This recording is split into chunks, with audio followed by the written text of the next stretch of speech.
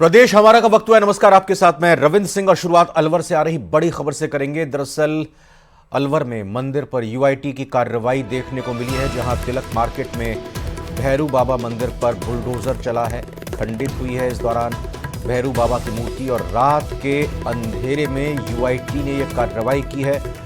UIT के बाहर फिलहाल लोगों की तरफ से हंगामा किया जा रहा है। अलवर में तिलक मार्केट के पीछे 70 साल पुराने भैरू बाबा मंदिर पर ये यूआईटी का बुलडोजर चला है, खंडित हुई है। इस दौरान भैरू बाबा की मूर्ति और रात के अंधेरे में यूआईटी द्वारा यह कार्रवाई की गई है। इस कार्रवाई के विरोध में लोगों ने यूआईटी के बाहर जमकर हंगामा किया और धरना दिया है। लोगों ने कहा है कि फिर से मूर्ति की प्राण प्रतिष्ठा हो और दिन के समय मंदिर में चोला हुआ था भंडारा और मंदिर के आसपास क्षेत्र के लोगों की यहां पर खासी आस्था है।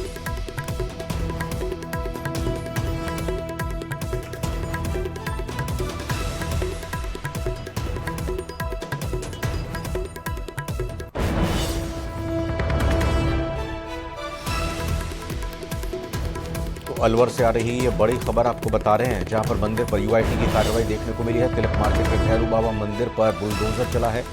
इस दौरान भैरू बाबा की मूर्ति खंडित हो गई है। रात के अंधेरे में यूआईटी ने कार्रवाई की है।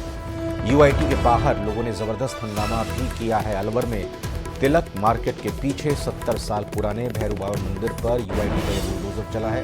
इस दौरान भैरू बाबा की मूर्ति खंडित हो गई है और रात के अंधेरे में यूआईटी द्वारा यह कार्रवाई की गई है। इस कार्रवाई के विरोध में लोगों ने यूआईटी के बाहर जमकर हंगामा किया है, धरना दिया है। लोगों ने कहा है कि एक बार फिर से मूर्ति की प्राण प्रतिष्ठा होनी चाहिए।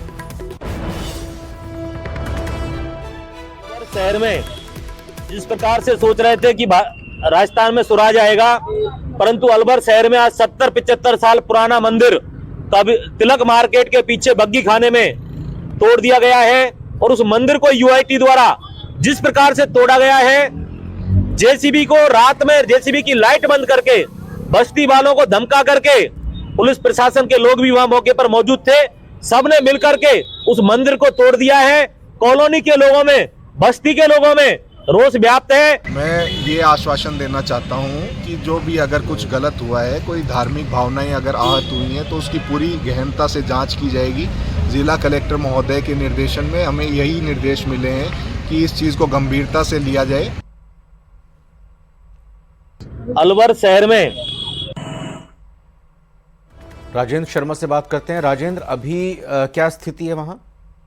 जी हाँ, यूआईटी के बाहर जो स्थानीय लोग थे, विभिन्न संगठनों के लोग, जो मंदिर को तोड़ने की सूचना के बाद मौके पर पहुंचे और जमकर हंगामा किया। और हंगामा के बाद पुलिस और प्रशासन के अधिकारी मौके पर पहुंचे, एसडीएम जयंत कुमार मौके पर पहुंचे और उन्होंने लोगों को समझाइश किया और जिला कलेक्टर को एक मैसेज दिया कि सुबह कलेक्टर के निर्देशन में एक टीम गठित की गई है। जो अधिकारियों की जो टीम है वो और जो लोग हैं, स्थानीय लोग हैं, उनके साथ मीटिंग होगी। मीटिंग के बाद जो आगे की कार्रवाई है, जिस पर बात की जाएगी, तो पर जो चर्चा है वो की जाएगी। लेकिन बड़ा सवाल ये है कि अगर जो मंदिर तोड़ा गया तो रात के अंधेरे में लाइट जल रही, उसके बाद पुलिस मौजूदगी में जब लोग वीडियो बना रहे थे, तो उस दौरान जो जेसीबी थी, बुलडोजर थे, उनकी लाइट को बंद करवा दी गई और उसके बाद जिससे कि उसका वीडियो नहीं बन सके, ये देखते हुए उनके द्वारा रात के जो अंधेरे में बुलडोजर चलाया गया है। तो कहीं ना कहीं ये सोची समझी साजिश के तहत ये कार्रवाई की गई है।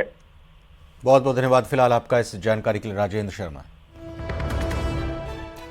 कोटा से एक ब्रेकिंग न्यूज आपको बता दें। यहां पर कोटा न्यू अस्पताल की एक नई बिल्डिंग में दर्दनाक हादसा हुआ है। बिल्डिंग की तीसरी मंजिल से एक मरीज का परिजन नीचे गिर गया है। अस्पताल की बिल्डिंग से गिरने से मौत हो गई है। अस्पताल में फिलहाल आपको बता दें कि मृतक की पत्नी भर्ती हैं, उन्हीं के देखरेख के लिए वो आए थे।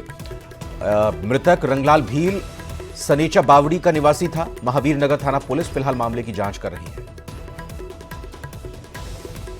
तो कोटा से एक खबर आ रही है, जहां पर न्यू अस्पताल की नई बिल्डिंग में दर्दनाक हादसा हुआ है। बिल्डिंग की तीसरी मंजिल से एक मरीज का परिजन गिर गए हैं। अस्पताल की बिल्डिंग से गिरने से उनकी मौत हो गई है। अस्पताल में फिलहाल आपको बता दें कि मृतक की पत्नी भर्ती है, इलाज चल रहा है उनका। और यह बड़ी खबर जयपुर से है, जहां पर पेपर लीक पर राज्य सरकार का बड़ा फैसला सामने आया है। पेपर लीक मामले की जांच के लिए एसआईटी का गठन होगा। मुख्यमंत्री के निर्देश पर गृह विभाग ने डीजीपी को गठन के आदेश दिए हैं। अतिरिक्त महानिदेशक पुलिस स्तर के अधिकारी के नेतृत्व में गठन होगा। एक स्पेशल इन्वेस्टिगेशन टीम एसआईटी का गठन होगा। टीम हर मामले की गहनता से जांच करेगी, जिससे भविष्य में ऐसे मामलों की रोकथाम हो सकेगी। संगठित अपराध रोकने के लिए एंटी गैंगस्टर टास्क फोर्स बनेगी। अपराधियों पर कड़ी कार्रवाई करने के लिए टास्क फोर्स बनेगी और फोर्स का गठन अतिरिक्त महानिदेशक पुलिस स्तर के अधिकारी के नेतृत्व में होगा। प्रेस कॉन्फ्रेंस में सीएम भजनलाल ने कल इसका ऐलान किया था।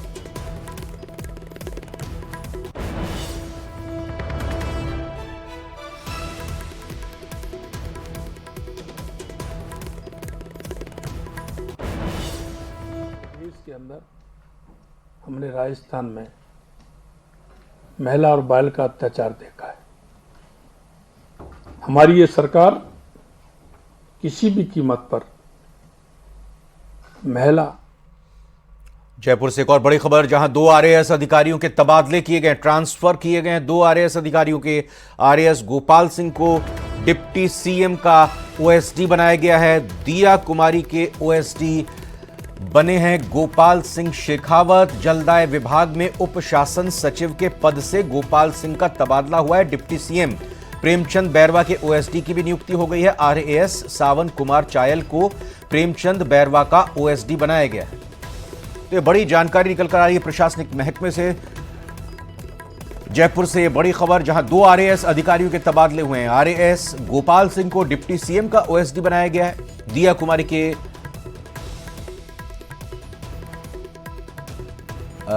दिया कुमारी के ओएसडी की अगर बात करें तो गोपाल सिंह शेखावत को बनाया गया है। जलदाय विभाग में उप शासन सचिव के पद से गोपाल सिंह का ट्रांसफर किया गया। वहीं डिप्टी सीएम यानी दूसरे डिप्टी सीएम प्रेमचंद बैरवा के ओएसडी की भी नियुक्ति हो गई है। आरएएस सावन कुमार चायल को प्रेमचंद बैरवा का ओएसडी बनाया गया है।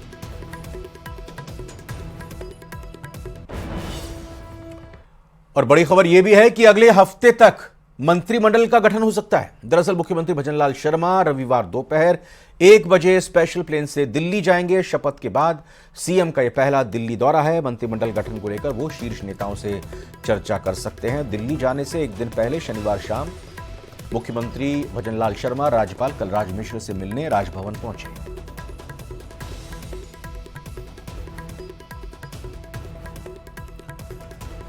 राजस्थान के 14वें मुख्यमंत्री के रूप में शपथ लेने के बाद भजनलाल शर्मा एक्टिव मोड में आ गए। उन्होंने सबसे पहले मुख्यमंत्री सचिवालय में बड़ा बदलाव किया। सरकार ने आज पूर्व मुख्यमंत्री अशोक गहलोत के प्रमुख सचिव रहे कुलदीप रांका समेत 4 आईएएस अधिकारियों को एपीओ कर दिया है।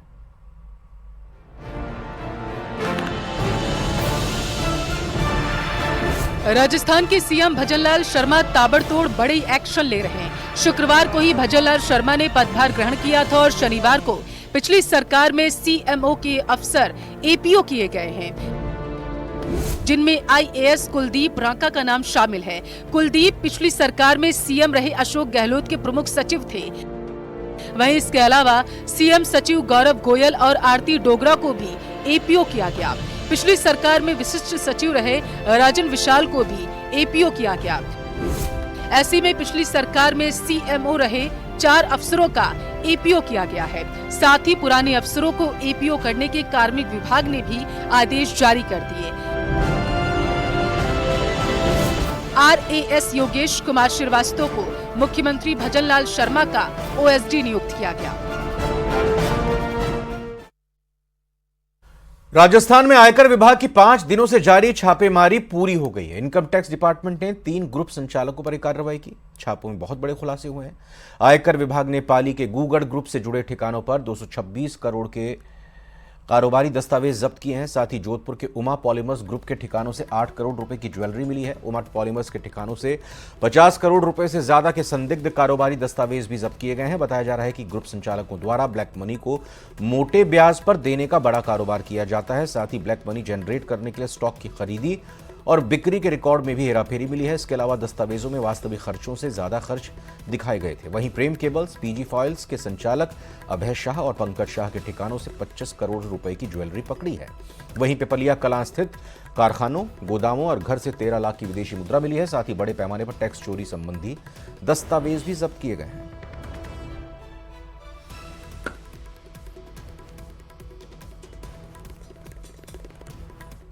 गैंगस्टर आनंदपाल सिंह के भाई रुपेंद्र पाल सिंह और उनके चाचा दामोदर सिंह को कोर्ट ने 2 साल की सजा सुनाई। कोर्ट ने दोनों पर 2100 रुपए का जुर्माना भी लगाया है। यह फैसला शनिवार को डीडवाना वरिष्ठ सिविल न्यायाधीश नीलम मीना ने सुनाया है। आपको बता दें कि डीडवाना कोर्ट में साल 2017 में डीडवाना में राज कार्य में बाधा डालने और तत्कालीन पुलिस उप अधीक्षक आईपीएस दीपक यादव से बदसलूकी करने का मामला चल रहा था। इस केस में आनंदपाल के भाई रुपेंद्र पाल और उसके चाचा दामोदर सिंह आरोपी थे। कोर्ट ने सबूतों के आधार पर दोनों को दोषी पाया और उन्हें सजा सुनाई है।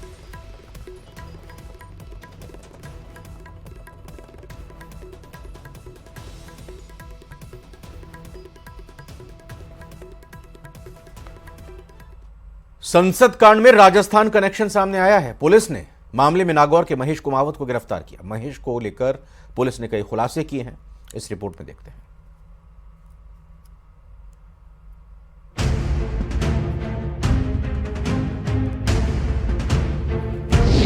संसद कांड का राजस्थान कनेक्शन। 7 दिन की रिमांड पर नागौर का महेश।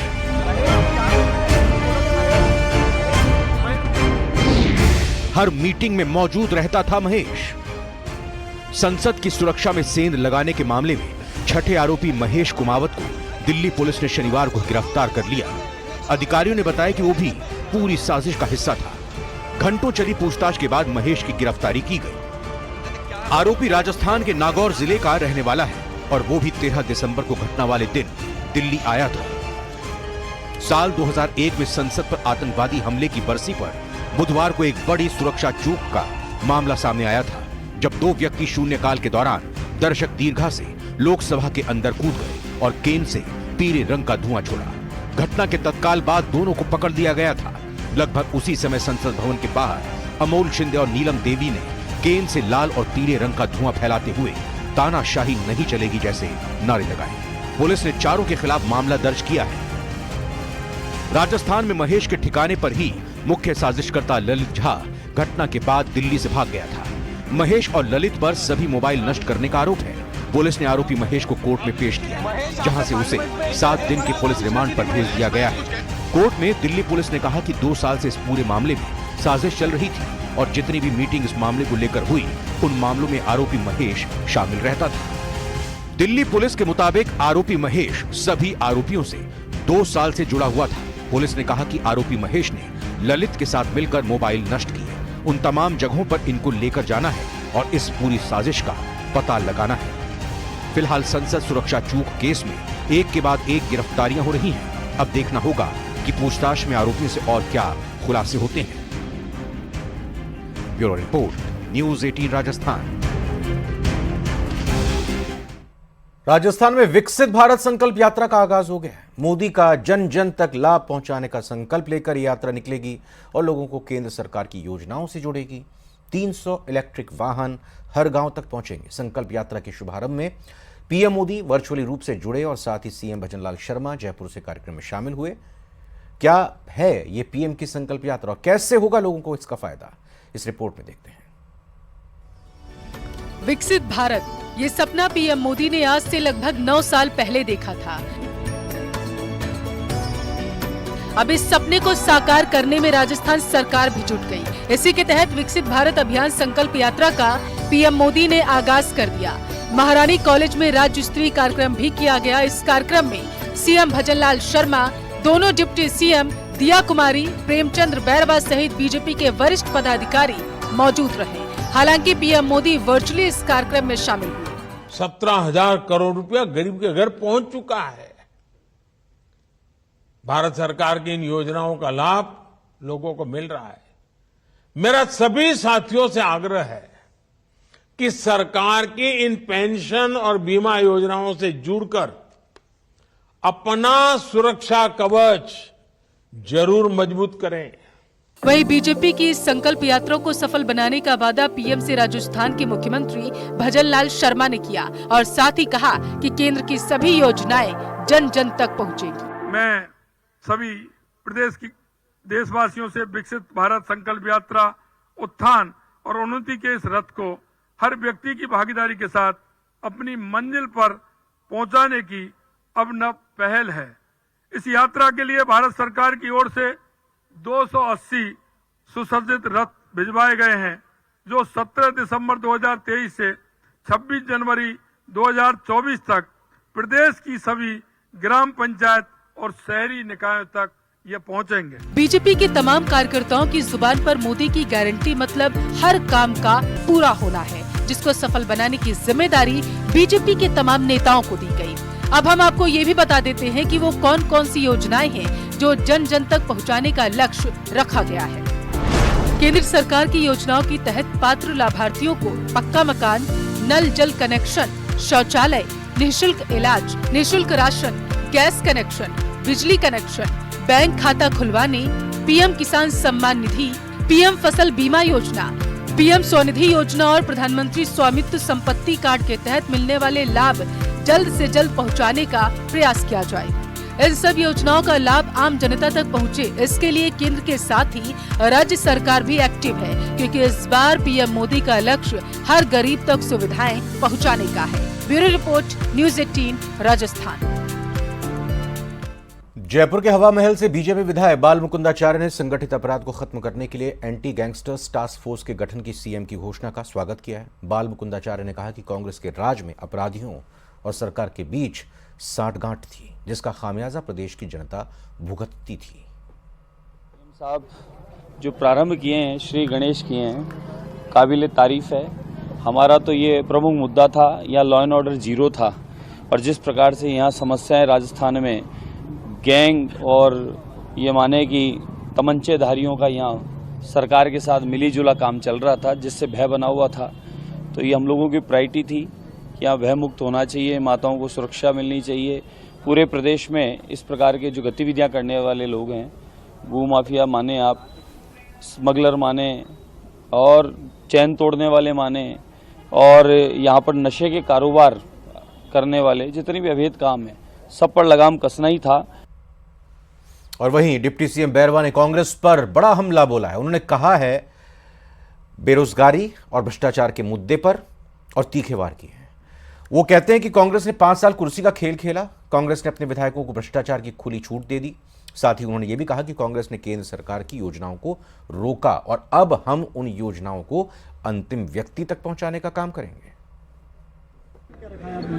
हमारी 5 साल का विजन जो कांग्रेस सरकार ने झूठ बोल के इस राजस्थान प्रदेश में आई थी, और किसानों को ये कह कर के कर्जा माफ करेंगे, बेरोजगारों को कहा था कि हम भत्ता देंगे, लेकिन उनको भत्ता देने के बजाय उनके पेपर लीक हुए, और लीक होते तो उनको बेरोजगारी और ज़्यादा बेरोजगार बनाया है।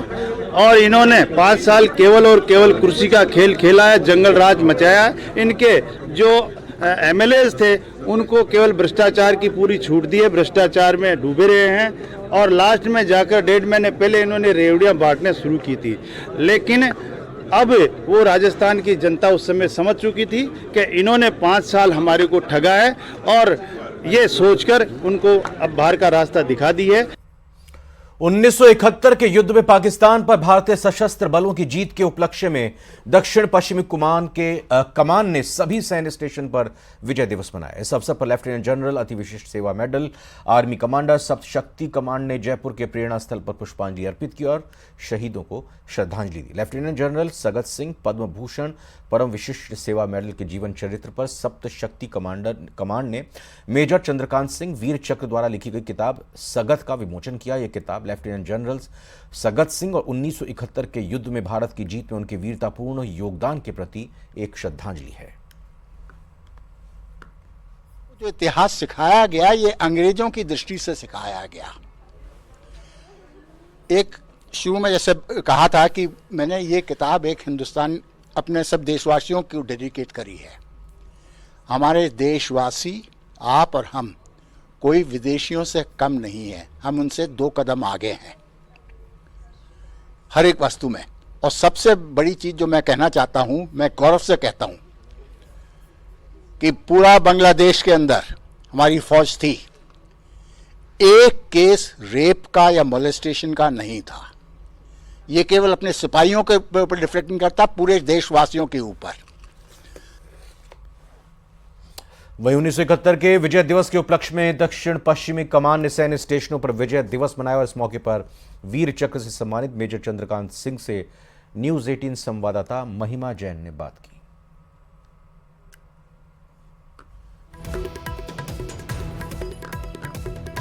ऐसे में मैं जयपुर के शब्द शक्ति ऑडिटोरियम में मौजूद हूँ, जहाँ मेरे साथ मेजर चंद्रकांत सिंह वीर चक्र मौजूद है। सर, आज आपने ऑडिटोरियम में सगत द बुक लॉन्च किया है, तो what about this book and specially आज विजय दिवस है, तो उसके ऊपर आप क्या कहना चाहेंगे पूरे भारत देश को? देखिएगा, कई चीजें अपने इतिहास के अंदर हमें उनके ऊपर गौरव होना चाहिए, प्राइड होनी चाहिए। ये 16 दिसंबर वो एक दिन है, ये पहली बड़ी विजय हुई है अपने देश के लिए, जिसमें हम लोगों को सबको बड़ा प्राइड होना चाहिए। और इस विजय के लिए मुख्य जो रिस्पॉन्सिबल थे ये जनरल सगत सिंह थे। मेरा भाग्य था कि मैं उनके नीचे मेरे को सर्विस करने का मौका मिला। जी सर। सर, आप भी 1971 वॉर में पार्टिसिपेट किया, इंक्लूडेड रहे। क्या आप कुछ मेमोरी जो आप साझा करने चाहें आज के दिन, क्योंकि बहुत स्पेशल डे है? देखिए, एक चीज मैं बतला दूं, कोई भी इस तरह का कार्य समाजों का होता है कि सबको, सिपाही से लेकर जनरल सब अपना योगदान देते हैं। मेरा भी एक इसमें से छोटा सा योगदान था कि जो सबसे बड़ी लड़ाई हुई थी वहां पर, इम्पोर्टेंट लड़ाई, मेघना का हेलीकॉप्टर से क्रॉस करना, पहली हेलीकॉप्टर के अंदर मैं बैठा हुआ था। और तो लड़ाई तो चलती रहती है इस तरह से, और ये मौका तो उनका है। असली वीर तो वो हैं जो शहीद हो गए, हम लोग तो जिंदा हैं आपके साथ में, तो क्या है। बस ये हमारे लिए बहुत ऑनर की बात है। Today I am talking about the 1971 war. और आज के सिनेरियो की हम बात करें तो आज के करंट रिलेशनशिप्स के बारे में आप क्या कहना चाहेंगे, इंडिया एंड अदर कंट्रीज?